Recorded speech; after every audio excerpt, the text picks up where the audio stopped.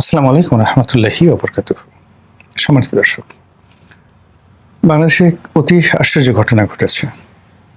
শহীদ president Ziaur রহমানের হত্যাকারী হিসেবে পরিচিত একজন সাবেক মেজর তিনি ধরা পড়েছেন।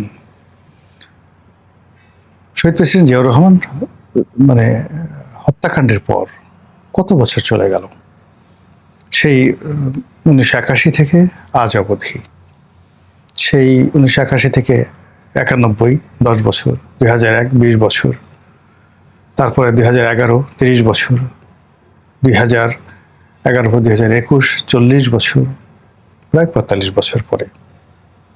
তো 45 বছর পরে একজন হত্যাকারীকে ধরা হয়েছে এবং তাকে এখন ক্যান্টনমেন্টে নেওয়া হয়েছে।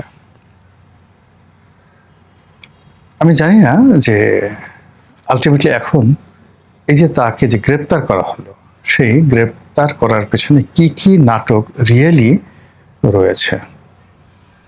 2 নম্বর হলো যে এই কাজটি এই মুহূর্তে কে করেছেন, কেন করেছেন, কি কারণে করেছেন।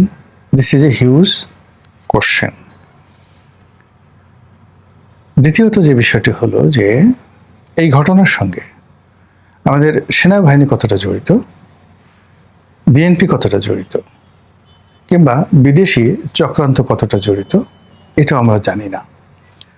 তবে এতকাল পরে এই ঘটা করে এই সময়টিতে শহীদ প্রেসিডেন্ট জিয়াউর রহমানের একজন হত্যাকারীকে যেভাবে গ্রেপ্তার করা হলো, এটা রাজনীতিতে ভীষণ রকম সাসপেন্স তৈরি করবে, রোমান্স তৈরি করবে, অনেকগুলো উইন্ডো খুলে দেবে চক্রান্তের, এবং সরকারের বিপদ এবং বিপত্তি বাড়িয়ে দেবে।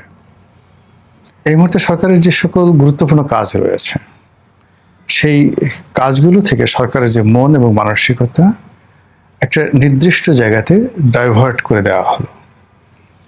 এখন ধরুন, যদি এই ভদ্রলোকের বিচার সরকার ঠিকমতো না করে, তাহলে সবাই বলবে যে তারেক রহমান সাহেব তার পিতার হত্যাকাণ্ডের বিচার চাচ্ছেন না।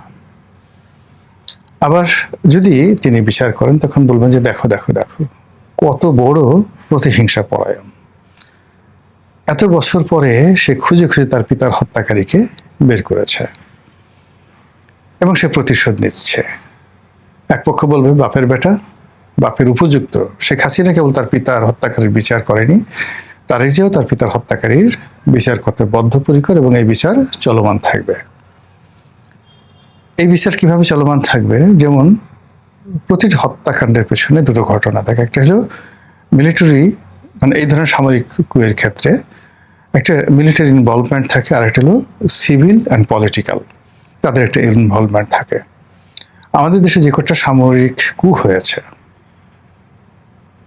ক্ষমতার পট পরিবর্তন হয়েছে, যেগুলো নির্মম হত্যাকাণ্ড ঘটেছে, প্রায় সবগুলোর সঙ্গে একটা পলিটিক্যাল কানেকশন ছিল। পলিটিক্যাল কানেকশনের সঙ্গে আবার একটা সিভিল সোসাইটির কানেকশন ছিল। এখন যেমন দেখা গেল যে পিনাকি ঠিনাকিয়ারা যে কোনো কাজই ডেইলি স্টার, প্রথম আলোর একটা সক্ষতা খুঁজে পায়। ঠিক এরকম ঘটনা কিন্তু পাকিস্তান জামানাতেও ছিল। ওই সময়টাতে পাকিস্তানের পক্ষে সেই পূর্বদেশ, অবজারভার, এদের মালিক হামিদুল হক চৌধুরী, তারা যেভাবে কাজ করেছেন, আবার সেই পাকিস্তান রাষ্ট্র প্রতিষ্ঠার পেছনে দৈনিক আজাদ পত্রিকা, মাওলানা আকরাম খাঁ, তাদের একটা বিরাট ভূমিকা ছিল। আবার পাকিস্তানের বিরুদ্ধে এন্টি স্টেট যে পলিসি এবং বাংলাদেশ বিনির্মাণে যে কটি পত্রিকা, তাদের মধ্যে ইত্তেফাক, সংবাদ, তাদের একটা অত্যন্ত গুরুত্বপূর্ণ ভূমিকা এখানে ছিল। তো স্বাধীন বাংলাদেশও সেই রাষ্ট্রের মৌলভিত্তি, একটা রাষ্ট্রের গণতন্ত্রের যে মৌলভিত্তি হিসেবে সংবাদপত্র, এটা কখনো স্বাধীন হয়, কখনো পরাধীন হয়, কখনো তাবেদার হয়, কিন্তু যেভাবেই হয় না কেন, এটা সবসময় ক্ষমতার পট পরিবর্তন, পালা পরিবর্তনে খুবই গুরুত্বপূর্ণ ভূমিকা পালন করে। তো সেক্ষেত্রে শেখ হাসিনার উত্থানে যেভাবে সাংবাদিকদের ভূমিকা ছিল, সংবাদপত্রের ভূমিকা ছিল, পতনের ভূমিকা ছিল, ইউনূসের উত্থানে, ইউনূসের পতনে, আবার তারেক রহমান সাহেবের উত্থানে, তারেক রহমান সাহেবের পতনে একই ঘটনা কিন্তু এই সংবাদপত্রগুলো ঘটে যাবে বা ঘটাবে। এখন বোঝার চেষ্টা করুন যে এই যে জিয়াউর রহমানের হত্যাকারী রূপে তাকে গ্রেপ্তার করা হলো, এটা নিয়ে কি কি সমীকরণ হতে পারে। 1 নম্বর সমীকরণ হলো যে জিয়াউর রহমানের হত্যাকাণ্ডের সঙ্গে একটা পলিটিক্যাল অ্যালাইনমেন্ট ছিল, এবং সেই অ্যালাইনমেন্টটা আওয়ামী লীগ, শেখ হাসিনা, এই বিষয়গুলো যদি সামনে নিয়ে আসা হয়, এই কারণে হলো ঠিক সেম কাজটা তো আওয়ামী লীগ করেছে। আওয়ামী লীগ বলেছে যে বঙ্গবন্ধুকে যে হত্যাকাণ্ড হয়েছে সেটা নেহায়েত কিছু বিপদগামী সামরিক কর্মকর্তাদের কুচ ছিল না, এর সঙ্গে জিয়াউর রহমানের যোগাযোগ ছিল, এবং জিয়াউর রহমান যেহেতু আলটিমেট বেনিফিশিয়ারি, সে পিছন দিক থেকে কলকাঠি নেড়ে প্লট 1 মানে বঙ্গবন্ধু হত্যাকাণ্ড, প্লট 2 খন্দকার মোশতাকের ক্ষমতায়, এবং প্লট 3 7ই নভেম্বর, প্লট 4 সেই খালেদ মোশাররফ, এবং প্লট 5 জিয়াউর রহমান। তো এই যে প্লটগুলো সে সাজিয়েছে এটা আওয়ামী লীগ তৈরি করেছে। একইভাবে যদি এই জিয়াউর রহমান হত্যাকাণ্ডের সঙ্গে শেখ হাসিনা, এরশাদ এদেরকে জোড়ানো হয়, এখন যেহেতু বাংলাদেশে একটা ভারত বিরোধী প্রচণ্ড তৎপরতা রয়েছে, কাজে এখানে ভারতকেও জড়ানো হতে পারে।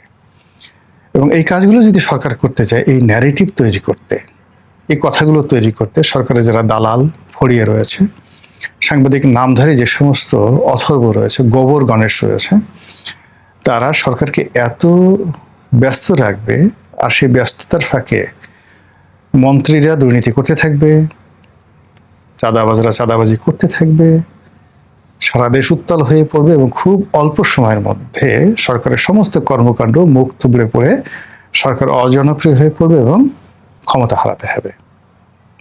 আপনি বুঝতেছেন যে মাস্টার প্ল্যানটা কি। সেকেন্ডলি যেটা হলো যে এটা ভারতের পক্ষ থেকে একটা উপহার হতে পারে। উপহার হতে পারে এই কারণে দুভাবে। ভারত এখানে শেখ হাসিনাকে নিয়ে খেলতে পারে, তারেক জিয়াকে নিয়েও খেলতে পারে। অর্থাৎ এই যে ভদ্রলোক, সবাই ধারণা করছে যে সে দীর্ঘদিন ভারতে লুকায়িত ছিল। ইতিপূর্বে ক্যাপ্টেন মাজিদ নামক একজন ভদ্রলোককে ভারত উপহার দিয়েছিল শেখ হাসিনাকে, যখন শেখ হাসিনার সঙ্গে তাদের সম্পর্ক উন্নয়নের দরকার ছিল।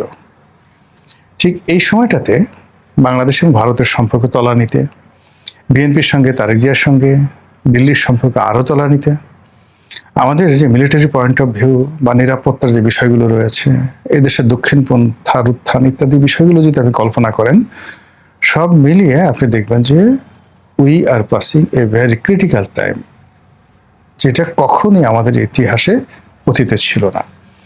তো সেই দিক থেকে ভারত যে কোনো মূল্যে বর্তমান সরকারের কাছাকাছি আসতে চাচ্ছে, এবং সেই কাছাকাছি আসতে গিয়ে যদি এইরকম একটা ঘটনা ঘটিয়ে থাকে, তারা উপহার দিয়ে থাকে তারেক রহমানকে খুশি করার জন্য, তাহলে সেটি হজম করার ক্ষমতা তারেক রহমান সাহেবের নেই।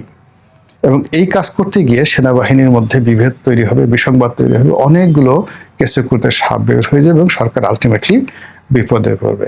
তো সব মিলিয়ে অবস্থা দৃষ্টি মনে হচ্ছে ঘটনা যেদিকেই যাক না কেন, এটি আলটিমেটলি সরকারের জন্য ভালো কোনো ফলাফল বয়ে আনবে না। এটা কেবলই মাত্র একটার পর একটা ফাঁদ তৈরি করা হচ্ছে সরকারকে বিপদে ফেলার জন্য, বিপত্তিতে ফেলার জন্য। আর সরকার ঘটনাগুলো এমনভাবে ঘটছে, অনেকটা সেই 10টা কষ্ট মামলার মতো, ডান দিকে গেল বিপদ, বাম দিকে গেল বিপদ, এবং এখানে ভারতের চাল হতে পারে, চীনকে পিছনে ফেলার চেষ্টা হতে পারে, এরকম নানা রকম ঘটনা কিন্তু ঘটতে পারে। এবং সেই জিনিসগুলোই এই ভদ্রলোককে এই মুহূর্তে গ্রেপ্তার করিয়ে বিএনপিকে দিয়ে এমন কিছু করানোর চেষ্টা করা হচ্ছে, যার ফলে রাজনীতির যে স্ট্যাবিলিটি, ফরেন পলিসির যে স্ট্যাবিলিটি, সামরিক নীতির যে স্ট্যাবিলিটি, এগুলো সব তছনছ হয়ে যাওয়ার আশঙ্কা দেখা দিয়েছে। মহান আল্লাহ আমাদের সবাইকে হেদায়েত দান করুন এবং হেফাজত করুন। আসসালামু আলাইকুম ওয়া রাহমাতুল্লাহি ওয়া বারাকাতুহু।